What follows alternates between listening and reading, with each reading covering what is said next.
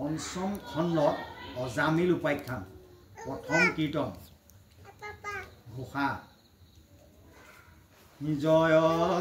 জগন্নাথ নাথ বন্ধু মাধৱ মুকুন্দ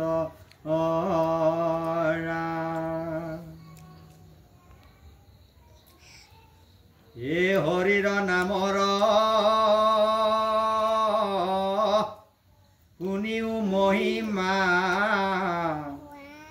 সাৱধান কৰি চিত্ৰ অজামিল নামে আছিল ব্ৰাহ্মণ বেচাত ভৈল পুত্ৰ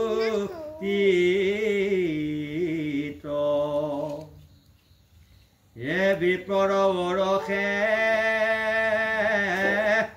বিচাৰ গৰ্ভত দশ পুত্ৰ জাত ভৈল ইয়াতি দায়াতৰি কনিষ্ঠ পুত্ৰৰ নাৰায়ণ নাম থৈল এ জাতি কুল ক্ৰিয়া সমস্তে তেজিল মিলিল কৰ্ম বিপাক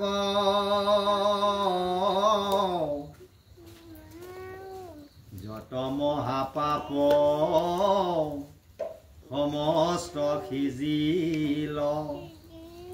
পোষণতে পুত্ৰ ভাত যাকো হে অনেক অধৰ্ম কৰন্তে বিপ্ৰৰ আয়ু ভৈল সমাপত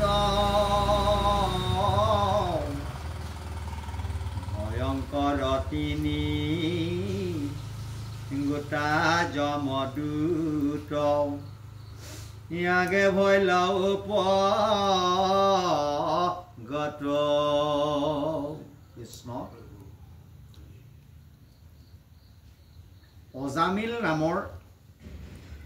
এজন ব্ৰাহ্মণ আছিল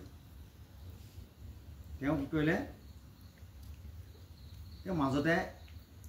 এটা মানে বেশ্যাত পৰিণত হৈছিল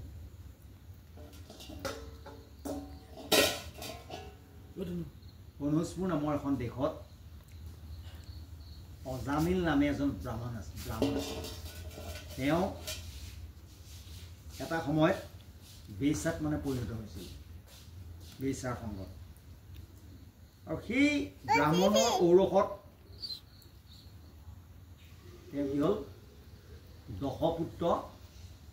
জন্ম হৈছিল মানে 10টা পুত্ৰ তেওঁ জন্ম হৈছিল আৰু কনিষ্ঠ পুত্ৰটোৰ নাম ৰাখিলে নাৰায়ণ আৰু সেই ব্ৰাহ্মণে অৰ্থাৎ সেই অজামিল ব্ৰাহ্মণে তেওঁ কি কৰিলে সেই বেশ্যাৰ সংগত পৰি জাতি কুল সমস্তখিনি তেওঁ মানে ভ্ৰষ্ট হৈছিলে তেওঁ যথেষ্ট পাপ সিজিছিলে আৰু সেই বেশ্যাৰ সংগত থাকি তেওঁ চুৰি ডকাইত কৰি তেওঁ পুত্ৰ পৰিবাৰ সমস্তখিনি তেওঁ পোহপাল দিছিলে